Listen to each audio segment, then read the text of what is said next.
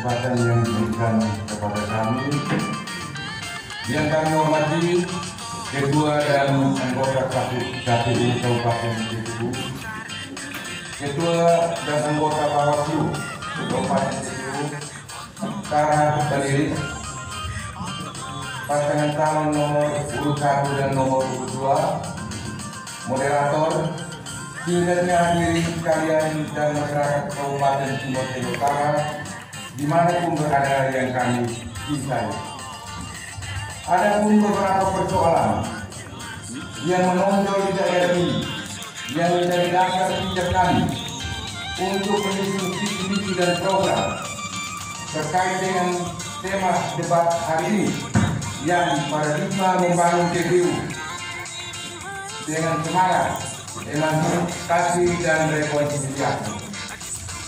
Adapun persoalan dimaksud antara lain tingkat kemiskinan dan pengangguran yang masih tinggi, tingkat pendapatan masyarakat yang masih rendah, masih minimnya prasarana pendidikan dan tenaga pendidik, termasuk masalah gizi dan sanksi, kualitas pelayanan pemerintah yang belum optimal, pembangunan infrastruktur daerah yang belum merata, penerapan pembangunan serta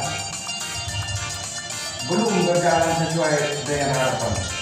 Berdasarkan persoalan-persoalan tersebut, maka kami menyusun misi dan program sebagai berikut. Visi: terwujudnya masyarakat Timur Tengah Utara yang sejahtera, adil, demokratis, dan mandiri melalui pemberdayaan potensi sumber daya manusia dan sumber daya alam. Berdasarkan visi tersebut, maka dirumuskan visi sebagai berikut. 1. Peningkatan pendapatan masyarakat melalui pengembangan sektor pertanian seperti pertanian lahan kering, pertanian lahan basah, peternakan, dan perikanan. 2. Peningkatan kualitas sumber daya manusia melalui pendidikan dan kesehatan yang merata dan berakses. 3. Peningkatan dan pemerataan pembangunan infrastruktur daerah. 4. Peningkatan tata kelola pemerintahan yang baik dan bersih. 5. Pengembangan kawasan strategis daerah seperti penataan kota gabungan sebagai ibu kota kabupaten, pengembangan kawasan pesisir pantai, dan pengembangan kawasan perbatasan.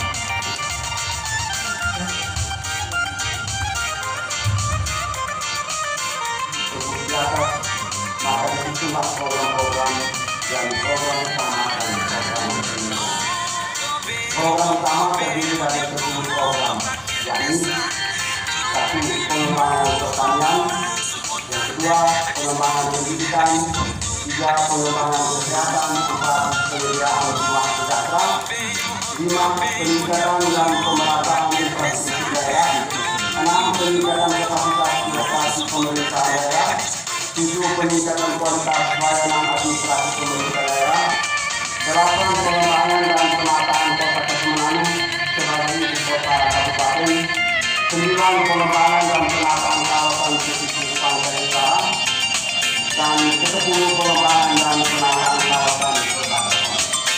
Sedangkan program penunjang terdiri dari 9 program, yaitu 1. Peningkatan dan penguatan otonomi desa, 2. Pemberdayaan perempuan dan perlindungan hak asasi manusia, 3. Pelestarian kebudayaan dan pengembangan pariwisata, 4. Pengembangan olahraga dan kepemudaan, 5. Penguatan perencanaan dan penganggaran daerah, 6. Peningkatan ketentraman dan ketertiban umum, 7. Peningkatan pengelolaan sumber daya alam dan pelestarian lingkungan hidup. Waktu tersisa 30 detik. Peningkatan pengelolaan database kearsipan dan informatika, dan ke-9 pembinaan kesejahteraan sosial, ketenaga kerjaan dan transmigrasi dan kependudukan. Demikian pemaparan visi misi dari paket desa sejahtera dengan nomor 3. Terima kasih. Akan saya bacakan, di mana akan dijawab oleh pasangan calon nomor 3 durasi pendidikan 3 menit. Terus dengan kata-kata dengan waktu 30 menit menjelang waktu selesai.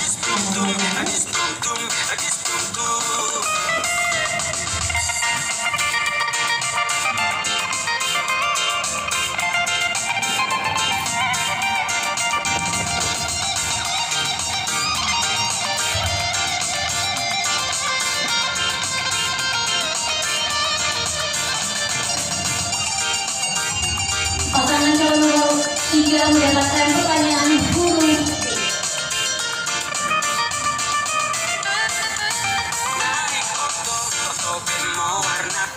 Boleh kembali ke dalam aktivitasnya, kurang memahami makna pertanyaan berkelanjutan dan kurang terintegrasi dengan RPJMD dan RPLW Kabupaten Timor Tengah Utara.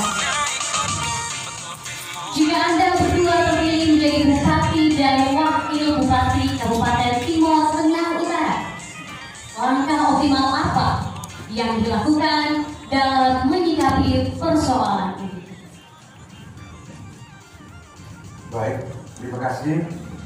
Masalah pertambangan di Kabupaten Timor Tengah Utara menurut paket desa pusat, maka tugas pemerintah daerah di kabupaten itu adalah melakukan konsultasi untuk kemudian bisa menata pertambangan di daerah ini lebih maju seperti apa. Dan yang kedua, paket desa sejahtera belum fokus pada pertambangan, dan kita adalah pertanian, karena sebagian besar penduduk Kabupaten Timor Tengah Utara adalah pertanian. Terima kasih. Masih ada waktu tersebut. Boleh diberikan tepuk tangan untuk pasangan calon nomor urut 3.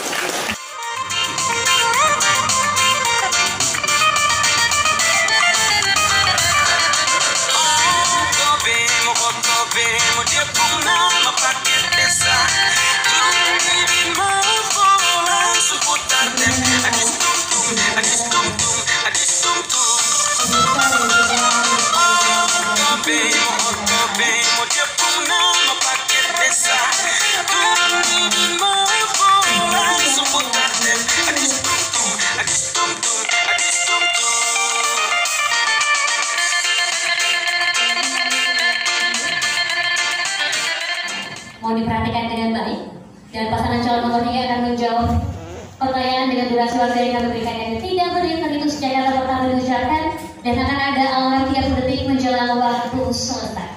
Mohon disimak dengan baik. Pertanyaan huruf F. Bisakah Anda jelaskan bagaimana strategi membangun jenis infrastruktur sosial bagi pemerataan pendidikan, kesehatan, dan ekonomi untuk rakyat? Terima kasih. Strategi untuk membangun infrastruktur pendidikan dan kesehatan. Pertama, sarana prasarana kesehatan dan tenaga kesehatan. 2, peralatan kesehatan. Dan yang ketiga, sarana prasarana pendidikan dan tenaga kependidikan, dan memperhatikan sarana tenaga kependidikan dan peralatan-peralatan kependidikan agar kependidikan dan kesehatan bisa dijalankan secara menyeluruh dan merata di Kabupaten TTU ini. Terima kasih. Masih ada waktu? Infrastruktur pendidikan dan kesehatan dalam kaitannya dengan ekonomi seperti yang tadi disampaikan oleh oleh calon bupati, itu adalah satu hal yang sangat baik untuk kemudian kita bisa mengembangkan pendidikan dan kesehatan di Kabupaten Timor Tengah Utara untuk juga mendongkrak kehidupan ekonomi bagi masyarakat di Kabupaten Timor Tengah Utara. Karena dengan pendidikan yang baik, membangun sarana prasarana, infrastruktur pendidikan dan kesehatan, masyarakat akan semakin cerdas, masyarakat akan semakin sehat, dan upaya untuk memperbaiki kehidupan ekonomi juga akan menjadi lebih baik. Terima kasih. Bagaimana caranya supaya air satwa yang di dalam hutan itu harus benar-benar diperhatikan dengan cara apa? Itu tentunya harus dengan cara aturan yang harus diberikan kepada masyarakat, sehingga aturan itu bisa digunakan dengan aturan yang aturan lokal. Karena dari dulu itu lingkungan, hutan, satwa, air itu tidak seperti yang sekarang. Sekarang ini air ini setengah mati. Apalagi burung juga. Iya. Lingkungan, hutan juga sekarang habis. Nah sekarang bagaimana untuk memulihkan kembali yang hutan, lingkungan, dan satwa ini? Apa yang harus dilakukan oleh pasangan calon nomor 1 paket kita selatan? Sekian dan terima kasih. Di Provinsi Nusa Tenggara Timur, Kabupaten Timur Tengah Utara menempati urutan tertinggi.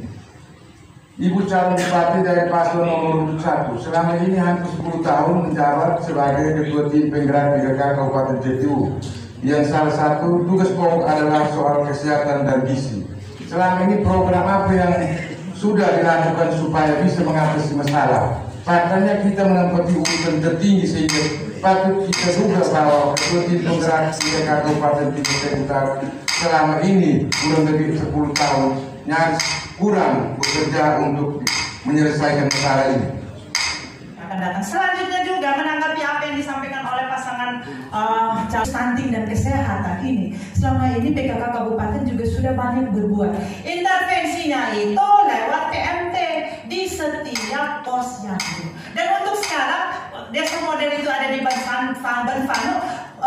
PMT-nya itu sampai dengan Desember 2020. Sekarang juga anggaran yang sudah disiapkan oleh PKK Kabupaten itu kurang lebih ada 111 juta juga akan diplotkan untuk PMT. Sehingga kita untuk sekarang ini stunting maupun gizi buruk, gizi kurang. Ini kondisi di TTU ini sudah mulai turun. Yang semulanya tinggi, lewat intervensi yang dilakukan baik. Sudah dijelaskan jelas, ya. Tetapi kami masyarakat ini mau tahu kira-kira sebenarnya akar persoalan itu di apa tadi, sehingga antara DPR dengan pemerintah itu bisa tidak jadi sidang. Untung masih ada aturan yang mengatakan kalau tidak sidang berarti bisa menggunakan APBD tahun yang lalu. Kalau tidak ada itu berarti masyarakat ini merugi, sehingga masyarakat ini bisa tahu apa sebenarnya akar persoalan. Ini yang dicari, sehingga kalau orang terpilih ini tidak boleh terulang lagi. Terima kasih teman-teman. Gedung sudah ada, tapi kalau tenaga tidak ada juga akan nampaknya akan ke kualitas pendidikan. Demikian pun apa yang ditanggapi oleh paket nomor 2, paket fresh, tentang perlu pengkajian, bukan hanya pemberatan. Kita menyetujui apa yang kita ikut, apa yang disampaikan oleh paket fresh, bahwa semua pelaksanaan pembangunan, baik pendidikan, kesehatan, waktu mau pelaksanaan itu memang harus lewat satu perencanaan, satu pengkajian yang matang. Kalau tanpa pengkajian yang matang, maka akan mubazir. Sehingga apa yang disampaikan oleh paket fresh, kami juga seperti begitu. Sekian dan terima kasih. Iya, memang dalam pelaksanaan memang saya sebagai kepala dinas PMD, tetapi program dan keuangan anggaran itu tidak pada saat kampanye. Artinya apa? Dalam konteks pembangunan yang berkelanjutan, memang persoalan ini kita lihat sama saja, semua sama, baik dari paket nomor 1, paket nomor 2, cuma formulasinya itu ada yang sama, ada yang tidak sama. Apakah kalau persoalannya sama kita tidak